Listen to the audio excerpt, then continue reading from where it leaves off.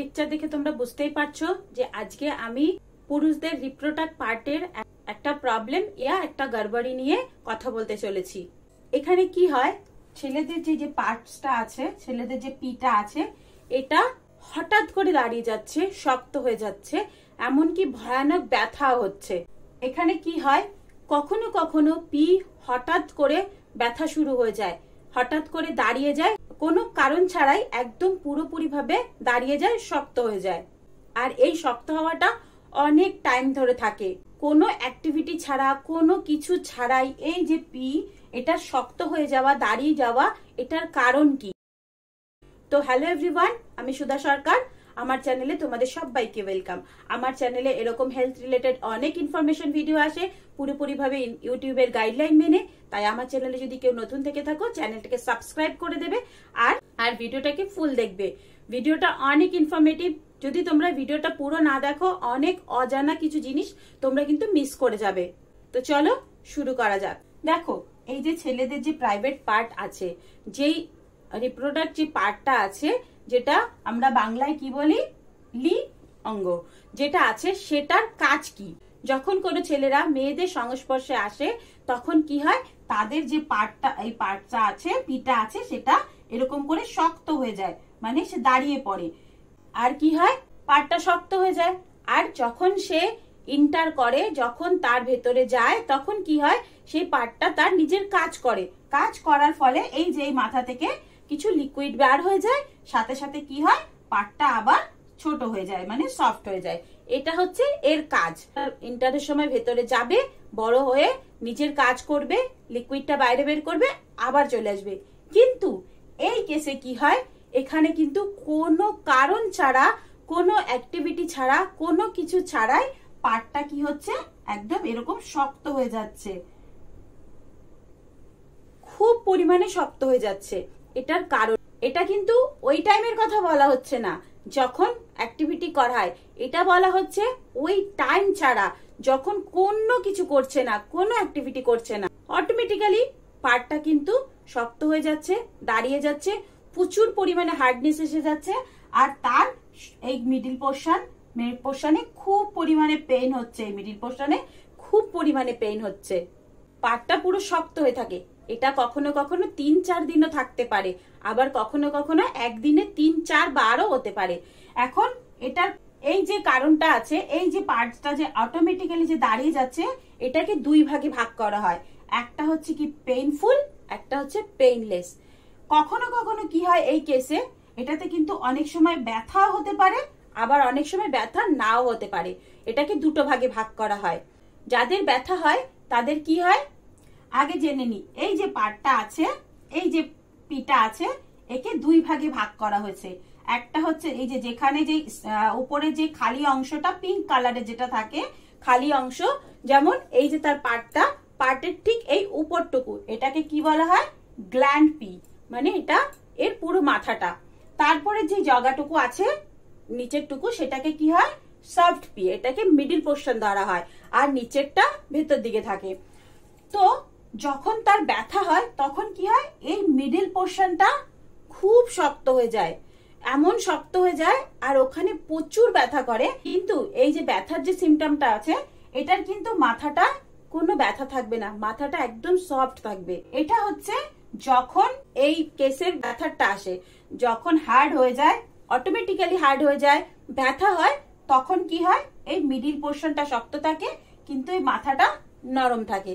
কিন্তু যখন এটা ব্যথা হয় না, যখন ব্যথা ছাড়া যে কেসটা আছে, সেটাতে কি হয়, সেটাতে এটা পুরোপুরি ভাবে ইরেক্ট হচ্ছে, মানে এটা শক্ত তো হচ্ছে, কিন্তু এই মিডিল পোর্শনটা সফট রয়ে গেছে, মিডিল পোর্শনটা দাঁড়াচ্ছে, মানে শক্ত নেই, কিন্তু সে ইরেক্ট হয়ে আছে, মানে পুরো পার্টটা কি আছে, পুরো পার্টটা দাঁড়িয়ে আছে, পুরো পার্টটা শক্ত হয়ে আছে, দাঁড়িয়ে আছে, কিন্তু এই মিডিল পোর্শনটা একদম সফট।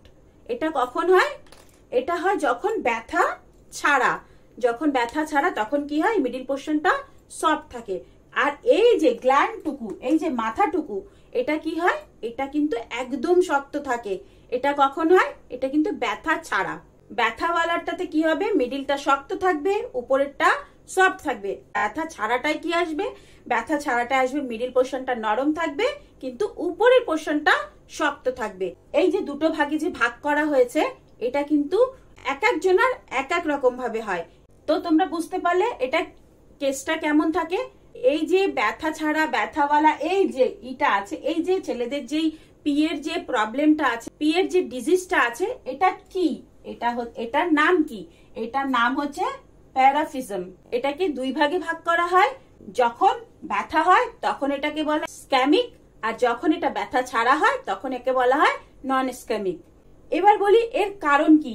এই যে এটার যে হয়, এটা কি কি কারণে হতে পারে, মানে এটা হয়, এটা তো হলো, এটা তো আর সবার হয় না, এটা তো কোনো ডিজিজ না, কোনো রোগ। এটা কেন হয়? এই রোগটা কিসের কারণে হয়? এই রোগটার কারণ হচ্ছে ব্লাড ডিজিজ। মানে যদি কোনো ছেলের ব্লাডের মধ্যে কি থাকে, ক্যান্সারের সেল থাকে, তাহলে এটা হতে পারে। থ্যালাসেমিয়া থাকে, তাহলে এটা হতে পারে। আর সিকেল সেল, সিকেল সেলটা কি দেখো, ক্যান্সার আর থ্যালাসেমিয়াটা তোমরা বুঝলে। এখন সিকেল সেল কি আছে দেখো, আমাদের শরীরে সব জায়গায় কি আছে? আমাদের শরীরে সব জায়গায় নার্ভ আছে, সব জায়গায় শিরা আছে, সব জায়গায় ধমনী আছে। তো ধমনী কি করে? আমাদের যে ব্লাড, আমাদের যে হার্ট আছে, সেখান থেকে অক্সিজেন যুক্ত ব্লাড আমাদের এই সারা শরীরে এরকম করে আরবিসির মাধ্যমে নিয়ে আসে, মানে রেড ব্লাড সেলস। এটা কি আছে? আরবিসি, রেড ব্লাড সেলস এর মাধ্যমে সারা শরীরে সারা অর্গানের মধ্যে আমাদের ব্লাড পৌঁছে দেয়। আর শিরা কি করে? কার্বন ডাই অক্সাইড যুক্ত রক্ত, যেটা ওয়েস্টেজ, মানে যেটা আমাদের শরীরের প্রয়োজন নেই, সেটা রিটার্ন করে যায়। এখন ধমনী যে এই যে ব্লাড রেড ব্লাড সেল যুক্ত যে রক্তটা আছে, সেটা কি থাকে? এরকম গোল গোল টাইপের থাকে। এই সেলটা কি থাকে? গোল গোল টাইপের থাকে। কিন্তু এই কেসে কি হয়? এই যে আরবিসিটা আছে, সেটার এই গোল আকারটা এরকম হয়ে যায়, মানে সে আর গোল থাকে না। কোন কোন আরবিসি কি হয়? এরকম হয়ে যায়। যখন আরবিসি গুলো এরকম হয়ে যায়, তখন কি হয়? এখানে অক্সিজেন যুক্ত ব্লাড অর্গানে যেতে পারে না, কোনো অর্গানে যেতে পারে না। এটা শরীরের কোনো অংশতে হতে পারে, শুধুমাত্র যে নিচের পার্টে হবে সেটা না, এটা শরীরের কোনো অংশতে হতে পারে। এটা শুধু নিচের পার্টে হবে সেটা না, এটা শরীরের পুরো যে ব্লাড সেলস আছে, যে শরীরের যে ব্লাড সার্কুলেশন আছে, তার মধ্যে যে আরবিসি আছে, সেখানের পরিমাণ, সেখানের মধ্যে যে রেড ব্লাড সেল গুলো আছে, মানে যেটা গুড ব্লাড নেয়, সেগুলো কি হয়? এইরকম হয়ে যায়, মানে আরবিসি গুলো শেপ চেঞ্জ হয়ে যায়, এরকম ভাবে শেপ চেঞ্জ হয়ে যায়। ফলে কি হয়? ব্লাড গুলো ভালোভাবে শরীরে পৌঁছাতে পারে না। কেন? যে ভালো সেলগুলো আছে, যে ভালোগুলো আছে, সেগুলোকে এই খারাপগুলো কি করে? আটকে দেয় রাস্তার মাঝখানে। যদি এরকম থাকে, এবার এগুলো তো যাচ্ছে, তাই তো? এবার যদি মাঝখানে যদি এটা থাকে, তাহলে কি হবে? ব্লাডটা পুরোপুরি ভাবে যেতে পারবে না, যেতে পারবে না, ব্লাড আটকে দেবে। যদি আটকে দেয়, তাহলে সব জায়গায় প্রপারলি ব্লাড যেতে পারছে না, তাহলে কিন্তু এই প্রবলেমটা হয়। তাহলে কি হলো? Sickle cell. এই প্রবলেমটাকে বলা হয় সিকেল সেল, মানে এই যে সেলগুলো ভালো সেলগুলোকে ভেতরে প্রবেশ করতে দিচ্ছে না, ফলে ব্লাড সার্কুলেশন সারা শরীরে কম হয়ে যাচ্ছে। তার কারণেও কিন্তু এই প্রবলেমটা হতে পারে। সেকেন্ড হচ্ছে মেডিসিন। মানে অনেক ছেলেরা আছে যারা ডিপ্রেশনের মেডিসিন খায়। এই ডিপ্রেশনের মেডিসিন যদি দীর্ঘদিন চালু থাকে, তাহলে কিন্তু এই প্রবলেমটা হতে পারে। এছাড়াও কি খায়? ব্লাড প্রেশারের, কোনো কেসে ব্লাড প্রেশারের মেডিসিন খায় যারা অনেক বছর থেকে, তাদেরও কিন্তু এই প্রবলেমটা হতে পারে। থার্ড হচ্ছে স্পাইনাল ট্রমা। মানে কোনো ছেলেদের যদি স্পাইনাল কর্ডের কোনো ইনজুরি থাকে, বা স্পাইনাল কর্ডের যদি কোনো প্রবলেম থাকে, তাহলেও কিন্তু এটা হতে পারে। এছাড়াও স্পাইনের যে বোনস আছে, তার মধ্যে যদি কোনো ডিজিজ থাকে, তাহলেও কিন্তু তার পিয়ের এই প্রবলেমটা হতে পারে। এই যে পিয়ের এই প্রবলেমটা হতে পারে। ফোর্থ হচ্ছে চোট লাগা। চোট লাগা মানে পিয়ের যে কোনো জায়গায় যদি চোট লাগে, ইয়া যে পেলভিক যে ফ্লোরটা আছে, পুরো থাইজের এরিয়া বা কোমরের এরিয়া, পেটের কোনো জায়গায় যদি ওই এরিয়াতে কোনো জায়গায় যদি চোট লাগে, তাহলে কি হয়? ওখানে ব্লাড সার্কুলেশন হয় খুব বেশি বেড়ে যাচ্ছে, নাহলে খুব কম হয়ে যাচ্ছে। এই কারণেও কিন্তু এই প্রবলেম হতে পারে। এছাড়াও কালা মাকড়সা যেটা আছে না, বড় বড় কালো মাকড়সা, সেই মাকড়সায় যদি কামড়ায় তাহলেও কিন্তু এই প্রবলেমটা হতে পারে। সিক্স হচ্ছে সিগারেট। যারা সিগারেট খায় তারা কি খাচ্ছে? কার্বন মনোঅক্সাইড, যেটা আমাদের শরীরের জন্য ঠিক না। এটা যদি শরীরে প্রচুর পরিমাণে হয়ে যায় তাহলে কিন্তু এই যে পিয়ের এই প্রবলেমটা হয়। সিগারেট ছাড়াও যদি কেউ কোনো কোম্পানিতে জব করে আর সেই কোম্পানিতে যদি কার্বন মনোঅক্সাইড বেশি পরিমাণে থাকে বা সেইগুলো সে প্রত্যেক দিন তার শরীরের মধ্যে যাচ্ছে, প্রত্যেক দিন তার শরীরের মধ্যে পৌঁছাচ্ছে, তাহলেও কিন্তু এই প্রবলেমটা হতে পারে। নট কার্বন ডাইঅক্সাইড, এটা কিন্তু কার্বন মনোঅক্সাইড মানে সিও। কার্বন ডাইঅক্সাইড মানে হচ্ছে CO2 আর কার্বন মনোঅক্সাইড হচ্ছে CO। যদি কোনো কিছুর মধ্যে CO দেখো তাহলে বোঝা যাবে এটা কার্বন মনোঅক্সাইড, যেটা ছেলেদের জন্য একদম সেফ না।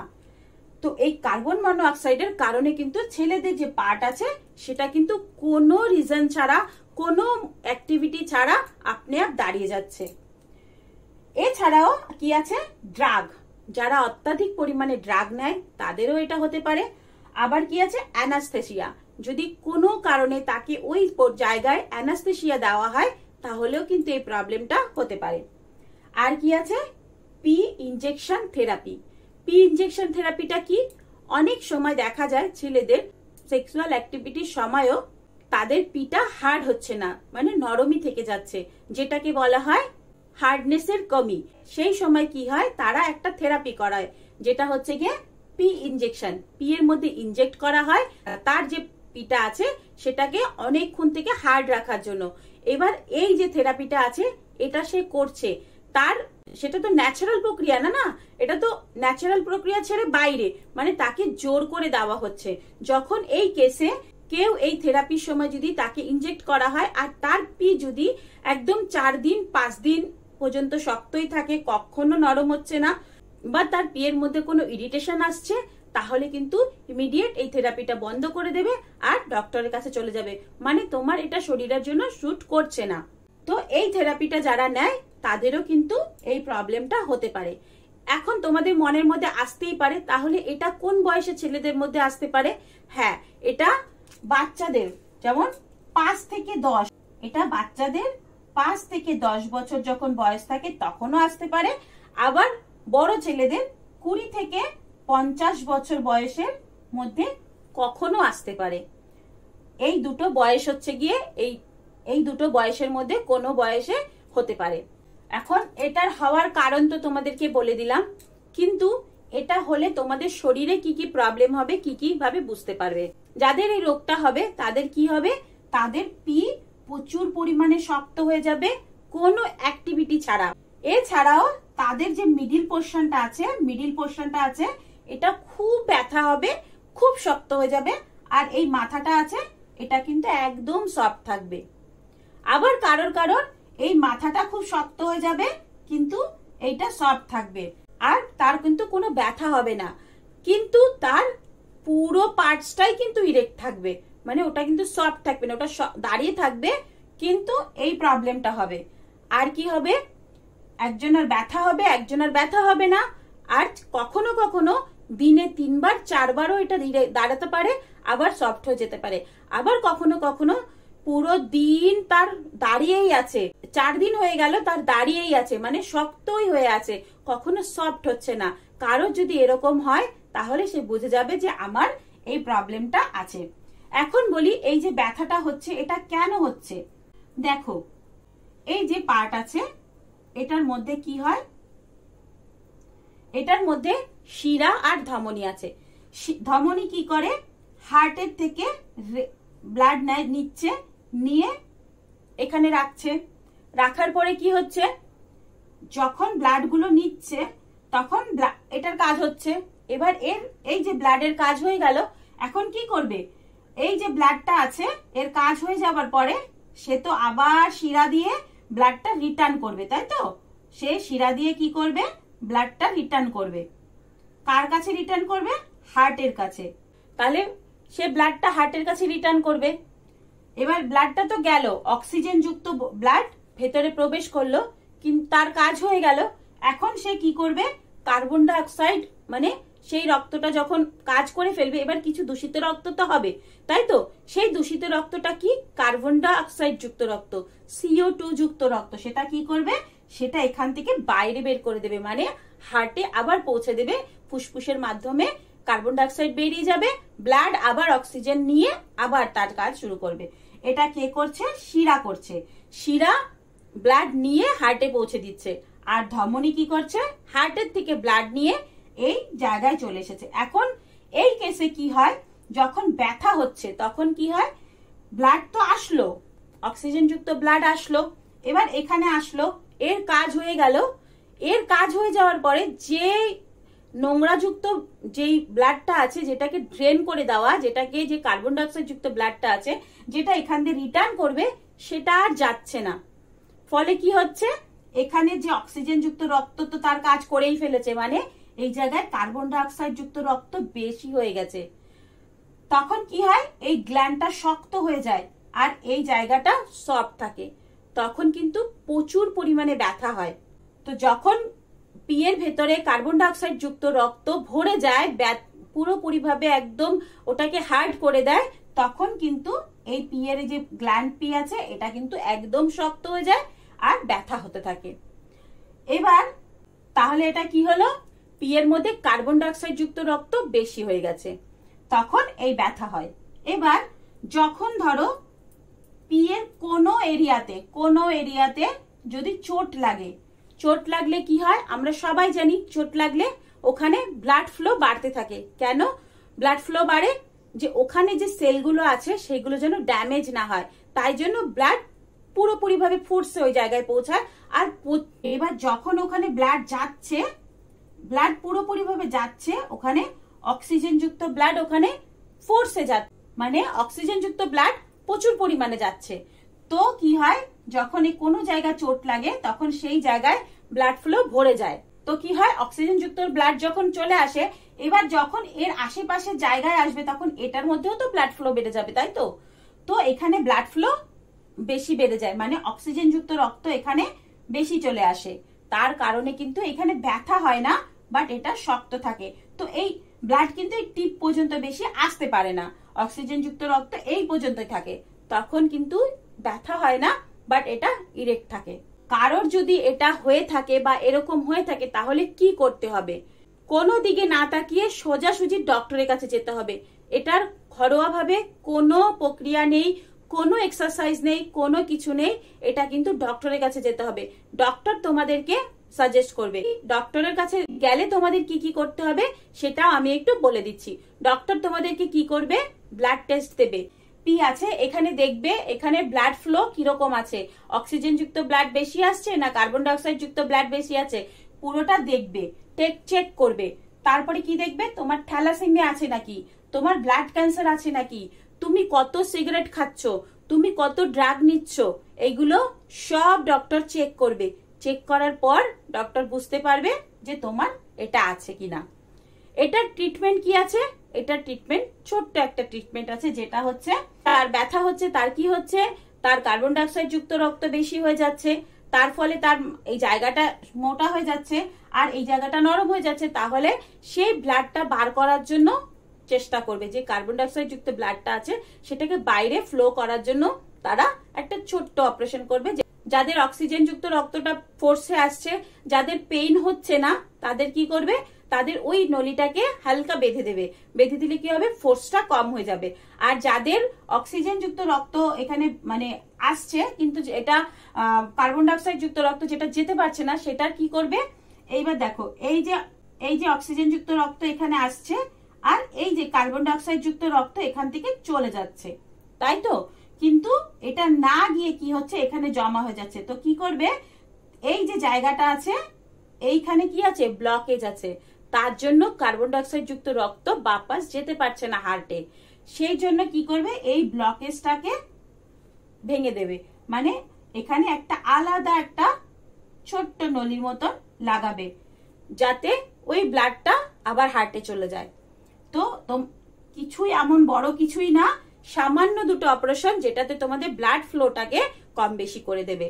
তো আশা করি তোমরা আজকে পুরো বুঝতে পেরেছো ব্যাপারটা, যে ছেলেদের এই যে ডিজিজটা হয় এই যে প্যারাফিজম, এটা কি? তো বন্ধুরা তোমরা বুঝতে পেরেছো এটা কেন হয়েছে।